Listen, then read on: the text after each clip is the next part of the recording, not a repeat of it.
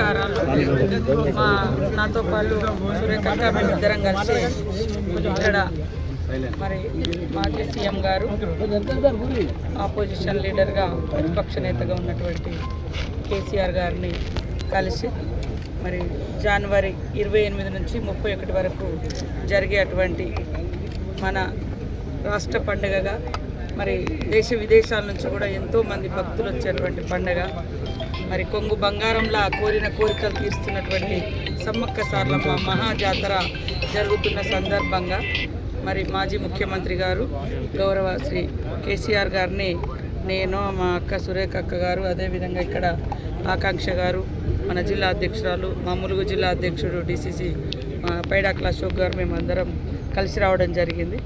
వారు మొన్న అసెంబ్లీలో అందరు ఫ్లోర్ లీడర్లకు, అదేవిధంగా ఎమ్మెల్యేస్కి అందరికి కూడా ఆహ్వానం పలకడం జరిగింది. కాబట్టి ఆ రోజు మరి మేము కేసీఆర్ గారు టైం అడగడంతో ఈరోజు వారు మాకు టైం ఇచ్చారు. ఆ టైం ప్రకారం ఇలాంటి రాజకీయ సంబంధాలు కాదు, ఇది ఒక ట్రెడిషన్, ఒక సాంప్రదాయబద్ధంగా నిర్వహించుకునేటువంటి జాతర.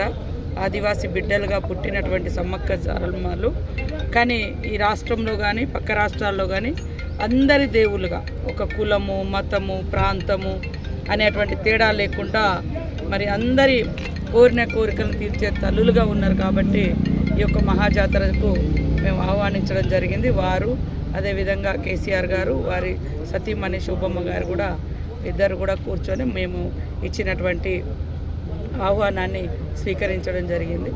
అదేవిధంగా పట్టు వస్త్రాలను కూడా మేము దేవుని తరపున వారికి అందించడం జరిగింది. వారు కూడా సంతోషంగా స్వీకరించి రిటర్న్ మాకు కూడా ఇద్దరికి చీరలు పెట్టడం జరిగింది.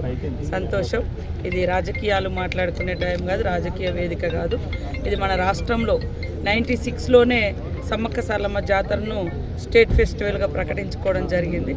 కాబట్టి అన్ని పక్షాలను, అన్ని కులాలు, అన్ని మతాలు, అన్ని ప్రాంతాలను కూడా ఆ ప్రాంత ఆడబిడ్డలుగా మేము ఆహ్వానించడం జరుగుతుంది. కాబట్టి తప్పకుండా వారు కూడా రావాలని కోరినాం. వారు కూడా సానుకూలంగా స్పందించడం జరిగింది.